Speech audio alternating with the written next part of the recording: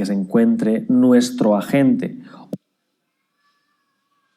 Vale, vamos a seguir hablando de aprendizaje por refuerzo, hablando en este caso de la ecuación de Bellman. La ecuación de Bellman veréis que tiene varias representaciones, cada una más compleja que la anterior, pero vamos a ir paso a paso. Vamos a empezar por la representación más simple, ver cómo funciona y gradualmente ir incrementando su complejidad, ¿de acuerdo?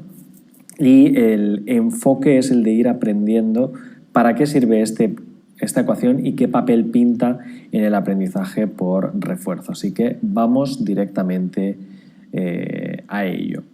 Para ello vamos a introducir la notación de un par de letras que vamos a estar utilizando dentro de la ecuación. La letra S simboliza los estados, así que el estado en que se encuentre nuestro agente o cualquier otro estado posible al que pueda revertir o cambiar el propio agente en el futuro quedará simbolizado por la letra S. El agente lleva a cabo, recordáis, acciones. Las acciones tendrán la letra A, ¿de acuerdo?, para marcarlas.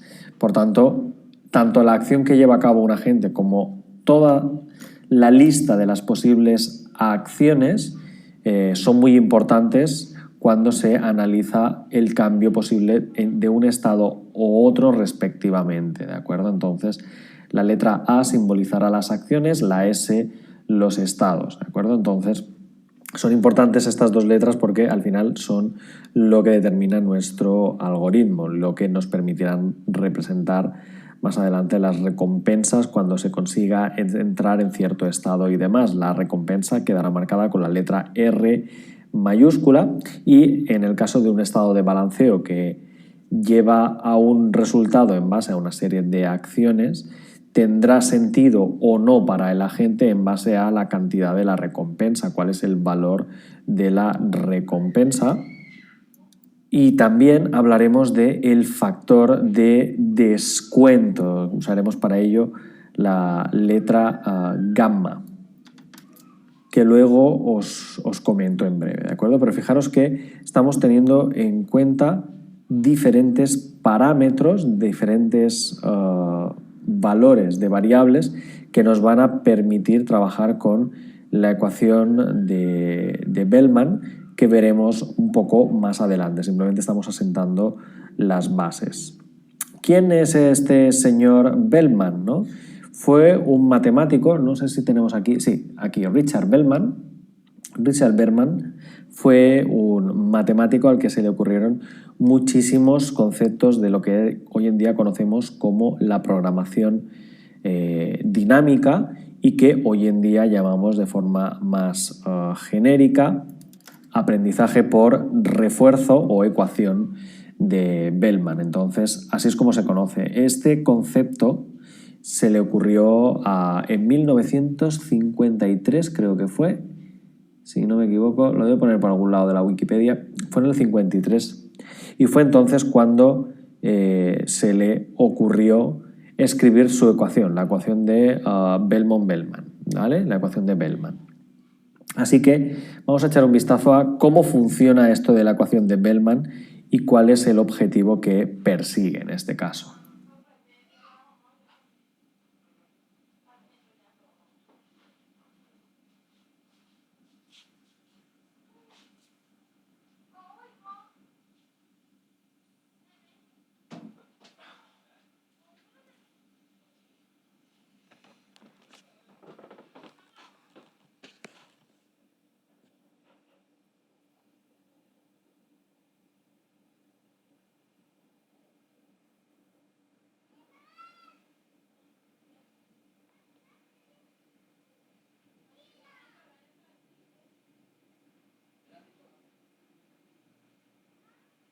Bueno, vamos a ver la implementación de la ecuación de Bellman a través de un ejemplo, ¿de acuerdo? Fijaros que aquí en la esquina superior izquierda está nuestro agente y esto simboliza un laberinto del que quiere salir o que quiere encontrar un objeto, ¿no? Quiere recibir un premio en base a la configuración del laberinto, ¿no? Este laberinto es bastante sencillo, es clásico en el ejemplo de la ecuación de Bellman.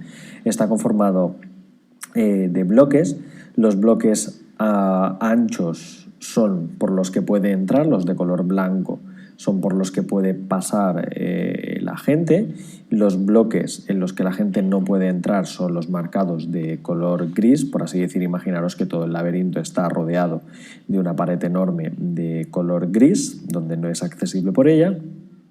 El verde es el objetivo de la gente, es donde debería acabar, donde queremos que vaya la gente, por así decir, es la meta del mismo, es el final del laberinto, y el rojo es un pozo de fuego o es un sitio donde si cae pues muere, de modo que la recompensa en este caso está clara. La recompensa por caer en la casilla del fuego es -1, porque es una recompensa negativa, es la forma que tenemos de decirle a la gente que algo no queremos que lo haga, caer en la casilla de muerte, por así decir, en nuestro caso, y tenemos que decirle lo contrario, ¿no? De que queremos que vaya a la de color verde, donde está la copa y en la meta final. Recordad que el símil es el de los perros, ¿no? Estamos entrenando un perro, tenemos que decirle tanto lo que es bueno y queremos que haga, como lo que es malo y queremos que evite, ¿de acuerdo? Entonces hay que decirle a la gente que algo es bueno o que algo es malo en forma de recompensa. Recordad que habíamos dicho que usaríamos la letra R. Entonces, en nuestro caso tenemos que el fuego tendrá una recompensa de valor -1, mientras que la copa, la casilla de salida, tendrá una recompensa igual a 1 en este caso, ¿de acuerdo? Entonces, tiene que evitar a toda costa caer en la casilla del fuego y recibirá una recompensa 1 si consigue la copa y salir del laberinto, que es el objetivo que quiero que aprenda. Entonces, estas son las dos recompensas y el objetivo es enseñar a la gente a manejarse dentro del laberinto. Al igual que el ejemplo que os he explicado de los perros robot, hay que enseñar aquí a que la gente tiene que caminar por el interior del laberinto. Por tanto, hay que decirle qué acciones tiene disponible y qué acciones puede hacer. En nuestro caso, nuestro robot puede ir a la izquierda, a la derecha, arriba y abajo. En principio son 4 acciones que puede tomar y eso es todo. No hay más en el conjunto de acciones disponibles. En el caso de tener que ver con un juego, pues suele ocurrir eso, ¿no? De que al final el conjunto de acciones es acotado. Nosotros lo vamos a dejar aquí, que las acciones o el conjunto de las acciones, uy, que he puesto la letra de color blanco, así que el conjunto de acciones será arriba, ¿no? Arriba, abajo, izquierda y derecha. Esas son las posibilidades que tiene nuestro agente en cuanto al conjunto de acciones se refiere. Bueno, y para hacer algún ejemplo, fijaros, si el agente empieza por decir, pues mira, voy a ir para abajo, se desplaza hacia la casilla inferior, pues después de ello pues puede seguir tomando decisiones. Por ejemplo, en este caso a la derecha no puede ir porque hay un bloque físico, pero puede volver a ir hacia abajo. En este sentido bajaría hasta aquí, o yo qué sé, podría simplemente volver para atrás o ir a una dirección totalmente al azar, pero lo que está claro es que se tiene que mover dentro de su conjunto de posibilidades, ¿no? De las que tiene disponibles para moverse en base a las acciones, ¿de acuerdo? Y pues tal vez se iría desplazando y sube, baja, se mueve.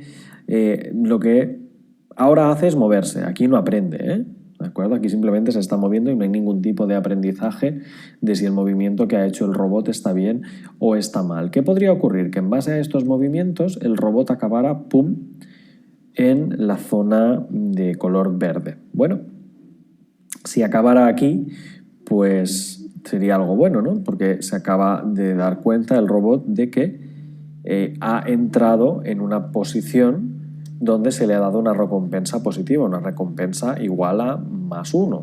Y aquí es muy importante, porque esto hace que el algoritmo diga, vale, acabo de ganar la lotería, me ha tocado lo que yo quería, me han recompensado por llegar a la copa de color verde, así que yo entiendo y aprendo que mi objetivo es llegar a la copa de color verde. Y entonces, ¿qué significa esto para la gente? Eso significa que se va a formular a sí mismo una pregunta. ¿Cómo he llegado a esta casilla? ¿Cómo he llegado aquí y me han dado un premio? Bueno, ¿cuál fue el estado inmediatamente anterior en el que estaba y que me llevó a la acción de llegar aquí, a esta casilla? ¿De acuerdo? Entonces, al hacerse dicha pregunta, esto va a ser muy importante porque mirará el paso inmediatamente anterior, que aquí está clarísimo. Voy a tener aquí un apuntador, con vuestro permiso, una flechita para ver mejor. Pues será clarísimo, estaba aquí. Dirá, vale, pues este es el estado inmediatamente anterior en el que estaba y resulta que es valioso, es positivo estar en este estado y tomar la decisión de ir hacia abajo. Entonces, es el estado anterior al que lleva al perrito a conseguir la galleta. El perrito consigue la galleta al llegar en el de color verde y en el paso inmediatamente anterior sabe que está a puntito de conseguir la galleta. Por tanto, desde el estado en el que me encuentro estoy solo a un paso de obtener la recompensa máxima que puedo otorgar. De modo que este cuadro que tengo yo aquí marcado con la flechita es valioso, es positivo. ¿Y cómo lo hago para indicárselo a la gente? Pues para la gente, pensad una cosa, estar aquí y tomar la decisión de ir hacia abajo o estar ya en la casilla de abajo, apenas hay diferencia. El resultado va a ser exactamente el mismo. No existe una diferencia significativa entre esos dos estados. Obtengo una recompensa de uno exactamente igual si estoy aquí que si estoy aquí y voy para abajo.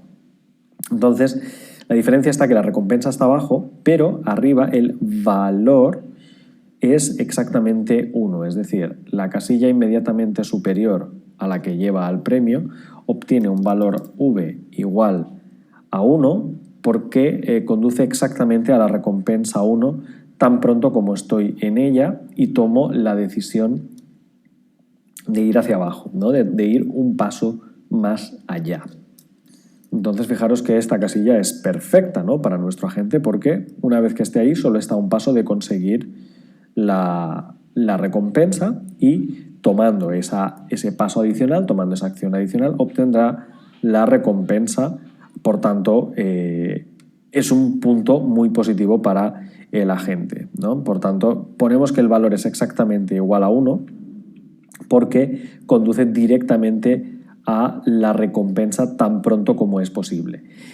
Cuando nosotros marcamos un valor como 1, esto es muy importante porque para la gente, al entrar en la zona de valor igual a 1, significará que automáticamente desde aquí tomará la decisión de ir al valor que le corresponda, ¿no? A ir a lo que está buscando, a la recompensa en este caso. Por tanto, marcamos el cuadro con el valor exactamente igual a 1, percibiendo que estoy justo al lado de donde quiero ir.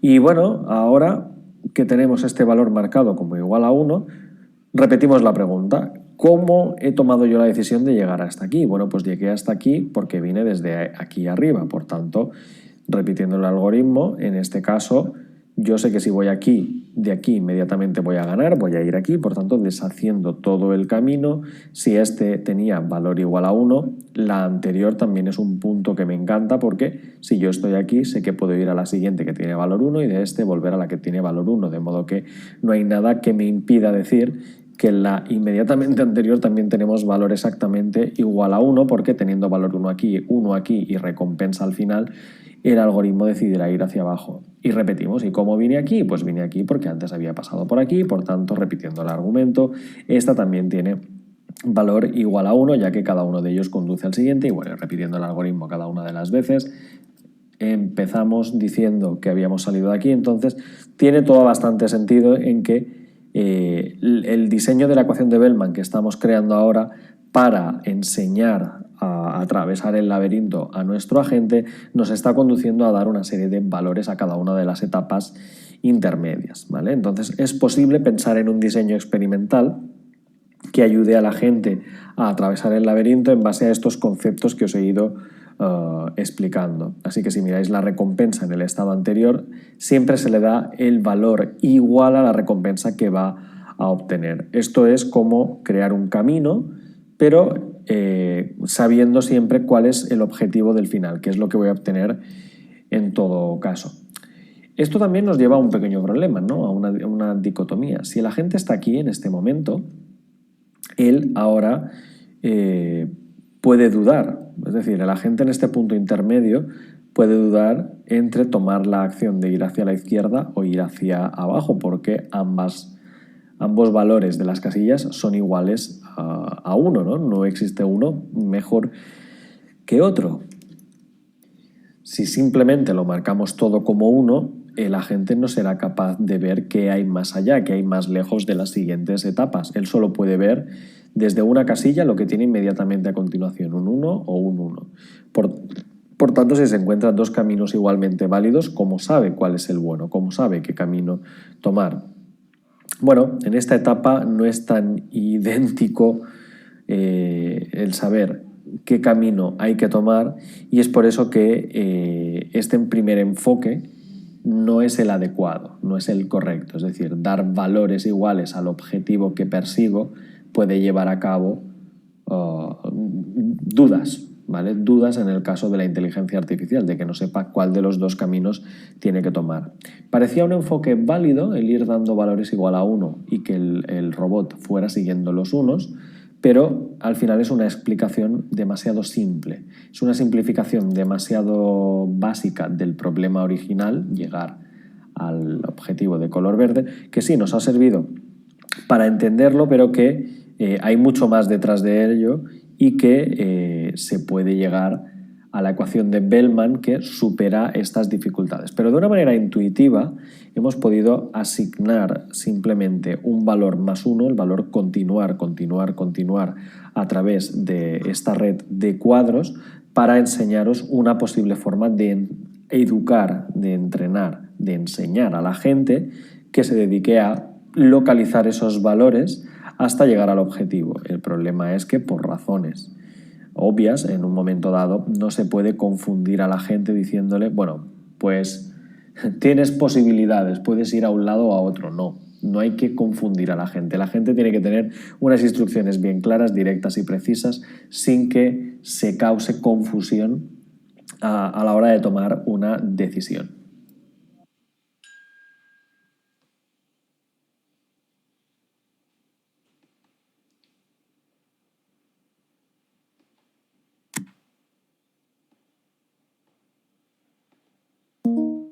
Bueno, ok.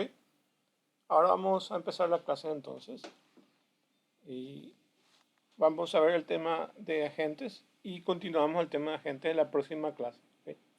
Bueno, para ello, entonces, vamos a dar unas cuantas definiciones. Bueno, primero vamos a definir qué es inteligencia. Inteligencia es la facultad de la mente que permite aprender, entender, razonar, tomar decisiones y formarse una idea determinada de una realidad. Entonces, eso es el entorno de la inteligencia, poder abstraer la realidad que percibimos por nuestros sentidos y darle un sentido a eso.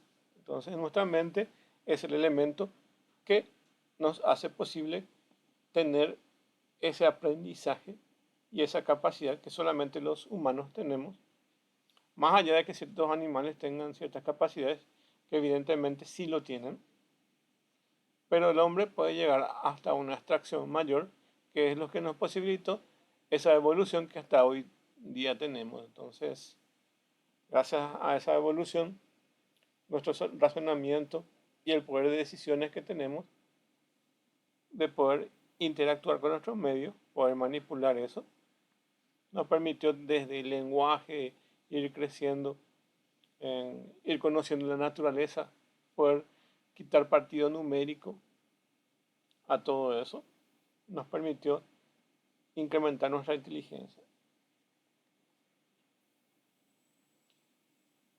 La inteligencia es la habilidad para responder flexiblemente a diferentes situaciones del saber, aprovechar circunstancias fortuitas, dar sentido a los mensajes ambiguos o contradictorios, encontrar similitudes entre situaciones diferentes y generar nuevos conceptos e ideas innovadoras. Entonces, el ser humano, aparte de tener ciertas capacidades de inteligencia igual que los animales, tiene esa capacidad de abstracción mayor que nos permite crear cosas. Entonces, nuestras habilidades de creación y poder trabajar y manipular objetos de nuestra realidad nos permitió crear sistemas, desde los sistemas jurídicos, sistemas médicos, ¿ok? Nos permitió ir evolucionando en ese sentido. Bueno, pero llegamos aquí al punto inicial de la definición de inteligencia artificial.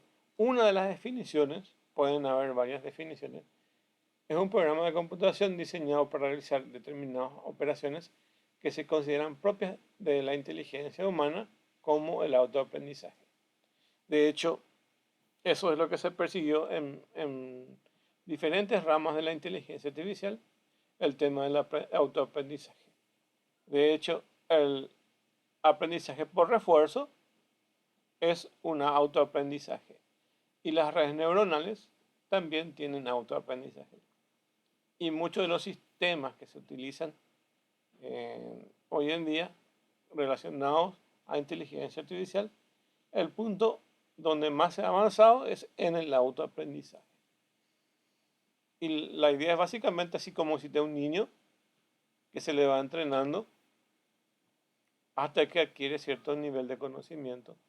Ese mismo esquema es lo que se utiliza en las redes neuronales, que son las que tienen autoaprendizaje, y también en el Reinforcement Learning, que es el aprendizaje por refuerzo, donde básicamente se le va entrenando para que pueda adquirir ciertos conocimientos de acuerdo al nivel de aprendizaje que se le va dando. Para el caso del aprendizaje por refuerzo, el ejemplo puede ser del perro. Si hace una acción buena, entonces se le premia. Y si hace una acción mala, entonces se le castiga. Entonces el animal va a ir entendiendo qué acciones son las correctas, o si no llega a comprender cuáles son las acciones correctas o cuáles son las incorrectas, por lo menos va a poder distinguir que se le premia cuando hace algo correcto. Entonces, por ahí va a ir mejorando su conducta, hablando desde el punto de vista animal. Ese mismo concepto se puede llevar a nivel de programación, y ahí se tiene el aprendizaje por refuerzo. Luego vamos a ver también el tema de redes neuronales, que tienen autoaprendizaje y permiten ingresar una gran cantidad de información, y va a aprender a detectar patrones respecto a eso. Generalmente se usa con el tema de visión artificial, donde se pasan miles de fotos de animales, por ejemplo, miles de fotos de perros, y como resultado el sistema va a poder obtener patrones característicos de los perros. Entonces, cuando se le presenta una nueva situación y tenemos una imagen nueva de un animal que es un perro, entonces el algoritmo va a ser capaz de predecir que esa imagen es de un perro, y nos va a dar inclusive el porcentaje de certeza de ese reconocimiento. Entonces, estamos reconociendo fotos o situaciones a partir de un proceso de autoaprendizaje,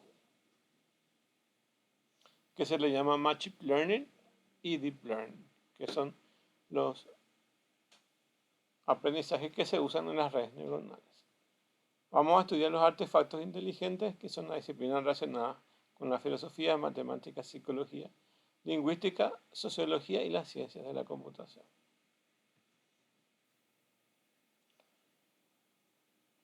Aquí tenemos los grandes precursores de la inteligencia artificial. Más o menos la inteligencia artificial apareció en la década de los 1950, y a partir de ahí fue evolucionando. ¿Okay? El padre de la inteligencia artificial fue el señor Alan Turing, donde se considera como el padre de la inteligencia artificial, y fue uno de los precursores de la informática moderna. Fue uno de los matemáticos, informáticos teóricos, criptógrafo y filósofo inglés. Básicamente él definió a nivel teórico, ¿verdad?, conceptos que se utilizaban o que se utilizan en la inteligencia artificial, como el famoso test de Turing.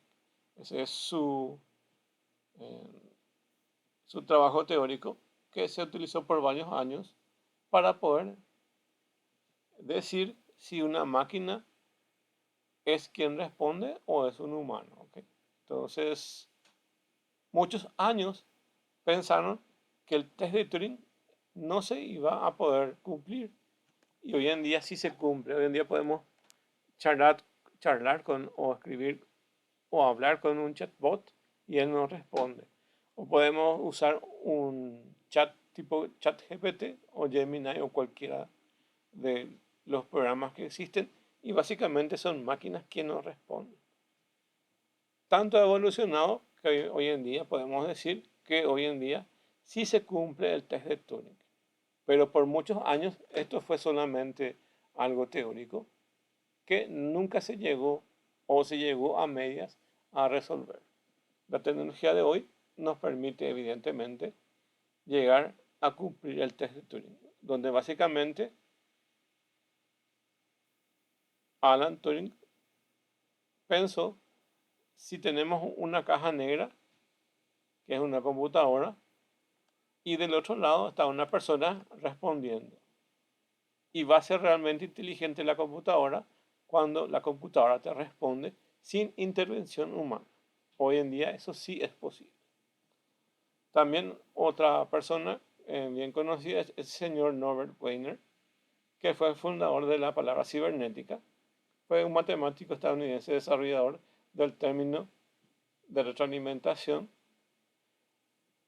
Robert Wiener y otros fueron personas que contribuyeron a ciertos lenguajes que se utilizan hoy en día como la palabra cibernética. Y de ahí tuvo varias derivaciones como ciberseguridad. O sea, las palabras que son ciber son derivadas todo de lo que habían definido Norbert Wiener. ¿Okay? Y básicamente, aparte de ser un matemático, ¿verdad?, y lo que él hizo fue básicamente son definir o hacer dos novelas. Y en una de las novelas, él había definido la palabra cibernética. ¿Okay? Y de ahí viene el concepto que hoy en día se usa de cibernética y sus derivaciones. Otro personaje es Herbert Alexander Simon, que desarrolló en conjunto con Newell la teoría de la lógica y fue un economista, ¿verdad?, teórico de las ciencias sociales en Estados Unidos en 1978.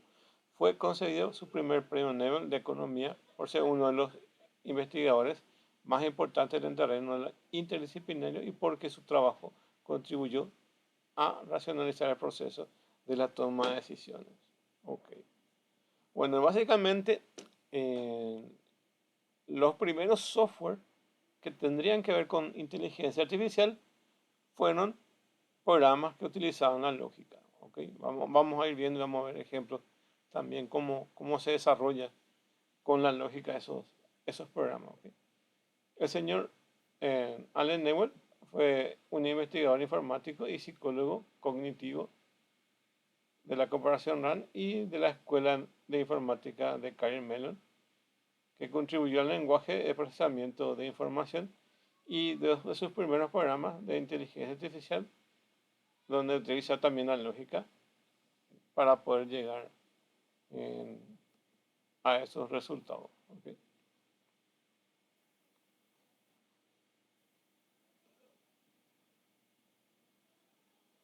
Estos que yo les marco en rojo son los más importantes. ¿Okay? Por ejemplo, aquí les marqué Alan Turing, Robert Neuer,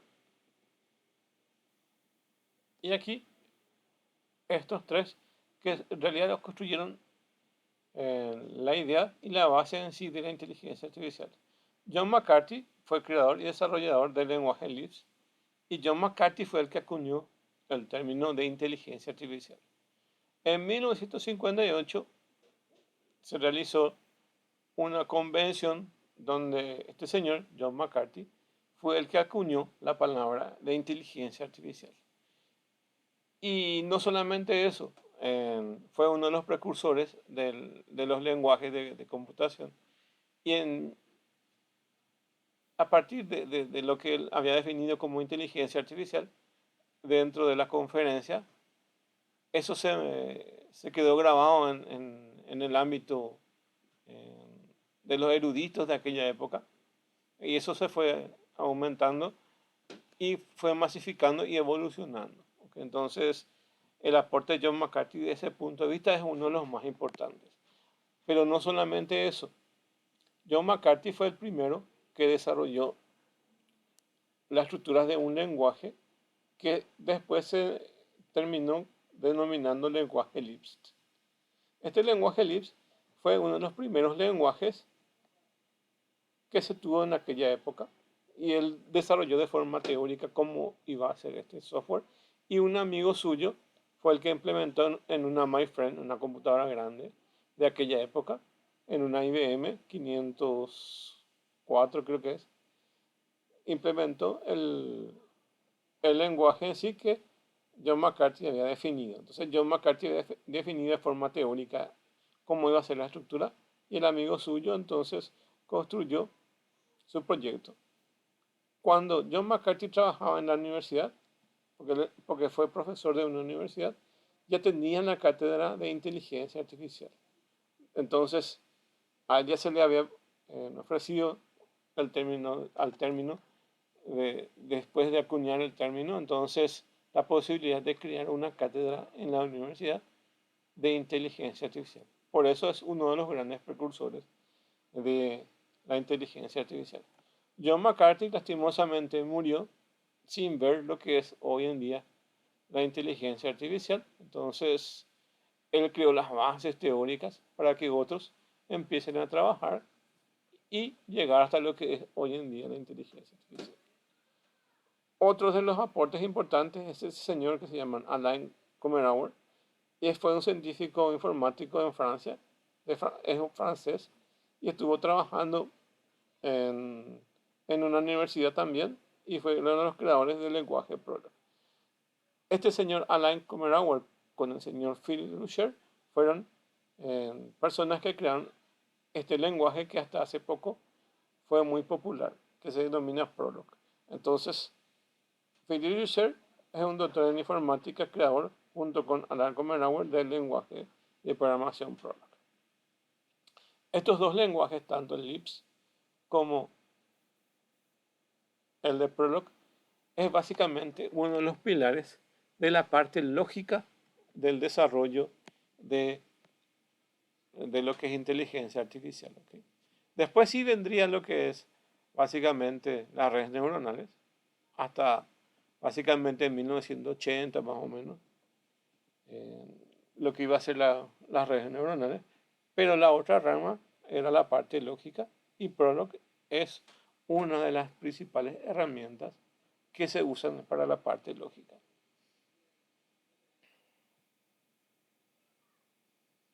Después, o algunos aportes más, es de Charles Forgy, que desarrolló una familia de lenguajes que se denominó OPS a finales de la época de los 70.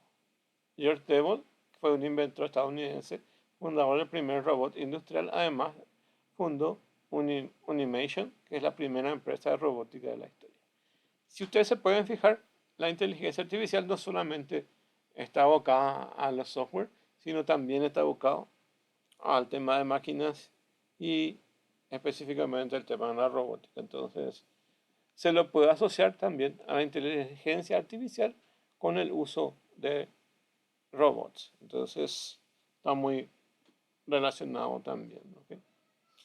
Victor Steinman, entonces fue creador del brazo robótico que denominaba un Puma en una empresa de Unimation. El brazo fue usado en la fábrica de General Motors. Entonces, desde muy temprano, entonces, las máquinas con ciertas capacidades ingresaron al mundo industrial para poder incorporar y poder utilizar esas tecnologías.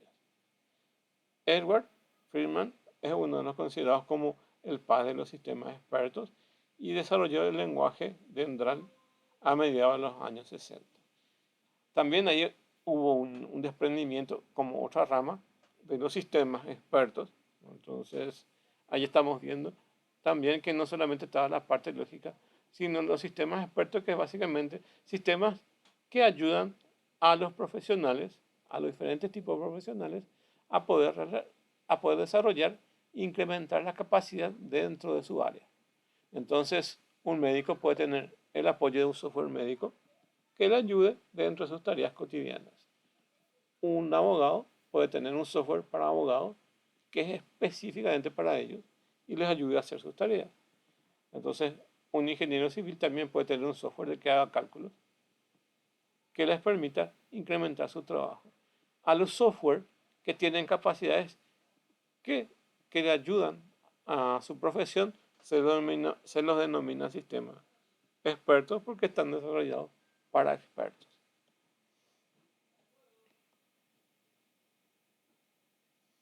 Bueno, la inteligencia artificial, entonces, desde el punto de vista, tiene varias líneas de investigación o varias ramas. La primera es la rama lógico-matemática. En algún momento también fue psicológica, después es informática y simulaciones. ¿Okay? Ellos pensaban que en algún momento, como el tema de que las máquinas pensaban, trataron de quitar de la psicología muchos elementos que le puedan ayudar a desarrollar software. ¿Okay? Pero más bien podríamos englobar la rama lógico-matemática con esta psicológica, porque en realidad básicamente lo que ocurre dentro de la mente es la parte psicológica. ¿Okay? Entonces esto es lo que ocurre dentro de eso. Y hoy en día la parte de simulación es muy importante, ya que casi todos los proyectos a nivel de ingeniería tenemos esa posibilidad de simulaciones antes de construir totalmente nuestro proyecto. ¿Verdad? Imagínense ustedes construir un barco. Es más fácil construir en un programa de simulación que antes que terminar todo el barco y darnos cuenta que tiene ciertos errores estructurales y de construcción. Entonces se pueden simular. O tenemos simuladores de aviación, de autos y muchas otras aplicaciones de simulación. Inclusive dentro del área de desarrollo de software tenemos simuladores que nos permiten en etapas tempranas averiguar con el usuario si el software está yendo por buen camino o se está definiendo mal se está definiendo mal los procesos que hay que hacer para su desarrollo. Según Nilsson, los pilares de la inteligencia artificial son la búsqueda de estados requeridos de un conjunto de estados producidos por las acciones posibles, algoritmos genéticos, que son otro tipo de algoritmos que también vamos a ir viendo, que son análogos al proceso de la evolución de las cadenas de ADN, y básicamente son algoritmos evolutivos. Van a darse cuenta que con el largo del transcurrir del tiempo fueron apareciendo diferentes tipos de algoritmos que entran dentro de la inteligencia artificial, y cada uno de ellos hace su aporte de acuerdo a la característica en sí. Después se puede comparar si un algoritmo es mejor que otro. Por ejemplo, si un algoritmo genético es mejor que una red neuronal, o una red neuronal es mejor que usa lógica matemática, se puede comparar eso. Y de hecho hay algunos que son más buenos para algunos de los campos y otros son mejores para otras cosas. Entonces, cada uno, de acuerdo a su evolución y a su aporte, se lo va a utilizar. Las redes neuronales artificiales, que es lo que vamos a ver también después, que es análogo al funcionamiento del cerebro de los animales y humanos, son los que mayormente han aportado a los avances de la inteligencia artificial moderna. Todo lo que tenemos hoy en día de inteligencia artificial es gracias a los avances de los algoritmos de las redes neuronales. Este es el pilar base que hoy en día tenemos. Después tenemos razonamiento mediante lógica formal, análogo al pensamiento abstracto humano. ¿Okay? Bueno, existen un montón de algoritmos que les voy a ir citando y mostrando. Algunos vamos a ir haciendo con Python, ¿ok? Y vamos a ir viendo un poco de algunas características que tienen estos algoritmos. ¿Ok?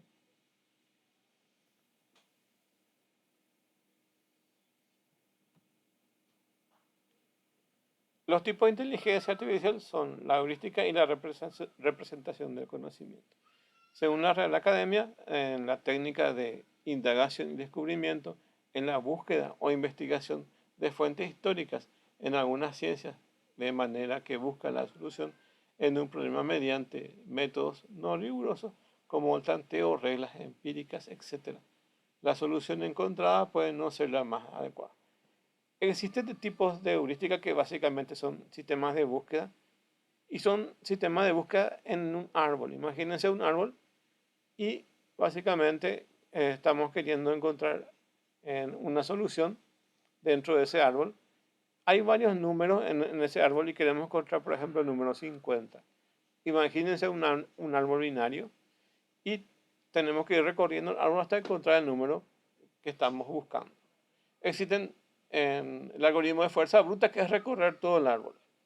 Pero si el árbol tiene muchos nodos, eso implica mucho coste informático y en tiempo.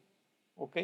Entonces existen diferentes algoritmos de optimización, que son algoritmos de aproximación que básicamente nos permiten acortar el tiempo de ejecución de eso. Y eso hay un montón de algoritmos que fueron evolucionando en cuanto al tiempo. Uno de ellos es básicamente uno que se denomina TSP. Este algoritmo TSP es lo que se usa generalmente en aplicaciones tipo Google Maps, donde básicamente señalamos un punto A y un punto B y el algoritmo hace una búsqueda para encontrar el camino más corto, más óptimo. Entonces, están dentro de ese grupo. Y el otro que vemos acá, la representación de conocimiento, básicamente es un tipo de algoritmo que utiliza la lógica matemática para encontrar eso y se denomina representación del conocimiento. La representación del conocimiento es una cuestión clave a la hora de encontrar soluciones a problemas planteados. Es sinónimo de estructuras de datos y procedimientos de interpretación utilizando básicamente la lógica matemática, ¿okay? Que es otra rama que se utiliza. El lenguaje Nexus, que hoy en día se utiliza mucho en las instituciones financieras y otras en los comercios, y fue desarrollado aquí en Uruguay. Internamente tienen un compilador de Prolog. Entonces está usando esta parte de representación del conocimiento, ya que básicamente tiene una base de conocimiento interna, porque está utilizando esa lógica de la inteligencia artificial que les dije que es la parte de lógica matemática. Entonces, esta es una rama y esta es otra. Entonces, existen diferentes tendencias. ¿Okay? Bueno, dentro de las categorías de la inteligencia artificial están los sistemas que piensan como humanos, sistemas que actúan como humanos, sistemas que piensan racionalmente y sistemas que actúan racionalmente. Estas definiciones fueron hechas por el señor, quien de todo, el señor precursor de la inteligencia artificial, que fue Alan Turing, quien fue quien dejó estas bases junto con su estudio del test de Turing. Y acá empieza a describir un poco el test de Turing. ¿Okay? Dice, Alan Turing en 1950 dio la definición empírica del juego de la imitación. Este es el test de Turing. Tiene una computadora y le va a hacer consultas a la computadora. Y se va a hacer la pregunta, ¿puedes saber el nombre de afuera, este que está aquí? ¿Sí? ¿En qué habitación está la máquina? Es decir, que lo que va a tratar de saber es si la respuesta que se le hace a una computadora en realidad es una persona la que está respondiendo o es una máquina. El día que responda una máquina, entonces se va a validar el test de Turing y va a ser una inteligencia artificial verdadera. ¿Okay? Eso se proponían en 1950, donde básicamente la computadora estaba en pañales. Solo existían grandes mainframes, todavía no existían las PCs, las minicomputadoras, todavía no existían eso. Entonces, les parecía eh, un objetivo muy difícil de alcanzar que una máquina pueda responder. Pero es básicamente todo el deseo que tenían de que las máquinas realmente piensen. ¿Ok? Entonces, mediante la prueba de test de Turing, pudieron analizar el comportamiento humano y mediante esta prueba es lo que se valida entonces que se tenga inteligencia artificial o no. Entonces, la prueba de test de Turing fue propuesta en 1950 y se diseñó para proporcionar una definición operacional y satisfactoria de inteligencia artificial, claro. En vez de que, proporcionar una lista larga y quizás controvertida de cualidades necesarias para obtener inteligencia artificialmente, él sugirió una prueba basada en la incapacidad de diferenciar entre entidades inteligentes, indiscutibles y seres humanos. El computador supera la prueba si un evaluador humano no es capaz de distinguir si las respuestas en una serie de preguntas planteadas son de una persona o no. Hoy en día es fácil.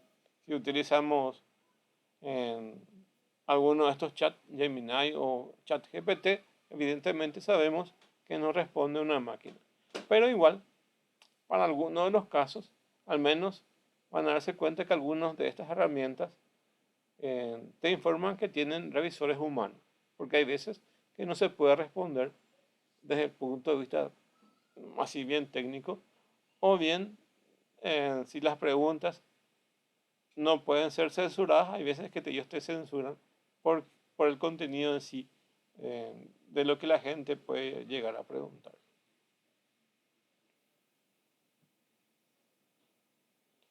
El computador debería poseer las siguientes capacidades según el test de Turing. Procesamiento del lenguaje natural que permita comunicarse satisfactoriamente. Es decir, que las máquinas puedan comunicarse directamente en un lenguaje escrito o hablado. Entonces, eso sí ya lo hace, con algunas dificultades, pero ya lo hace. La representación del conocimiento, que es para almacenar lo que se conoce o se siente. Entonces, hay una base de datos donde se almacena esa información. Un razonamiento automático para utilizar la información almacenada para responder. Entonces, alguien carga esa información mediante esta representación del conocimiento y mediante el razonamiento automático entonces se utiliza esa información a través de las preguntas que se les hace. Tiene un aprendizaje automático que las redes neuronales evidentemente sí ya lo tienen, o el algoritmo de Reinforcement Learning y otros algoritmos que también utilizan el aprendizaje automático para adaptarse a nuevas circunstancias y detectar y extrapolar patrones. ¿Okay? Entonces, especialmente los software que detectan imágenes tienen aprendizaje automático. Bueno, en el cuanto al test de Turing, hoy en día básicamente tenemos el tema de la robótica y aquí vamos a hablar básicamente de lo que es un agente.